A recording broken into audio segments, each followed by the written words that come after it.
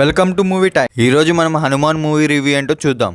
నాకైతే ఓవరాల్గా మూవీ చూశాక గూస్ పింపుల్స్ వచ్చాయి. చాలా అంటే చాలా బాగుంది. గూస్ పింపుల్స్ వస్తున్నాయి సార్. అసలు గూస్ పింపుల్స్ గురించి ఆలోచిస్తుంటే మళ్ళా గూస్ పింపుల్స్ వస్తున్నాయి. అసలు గూస్ పింపుల్స్ ఎందుకు వచ్చాయని ఫుల్ రివ్యూలో తెలుసుకుందాం. ఇన్ డెప్త్ రివ్యూలోకి వెళ్లే ముందు మన ఛానల్ సబ్స్క్రైబ్ చేసుకుని లైక్ కొట్టి సపోర్ట్ చేయండి. ముందుగా స్టోరీ లైన్ విషయానికి వస్తే రెగ్యులర్ స్టోరీయే. మైకేల్ అనే వ్యక్తికి సూపర్ హీరో పవర్స్ కావాలని సూట్ రెడీ చేసుకుంటాడు.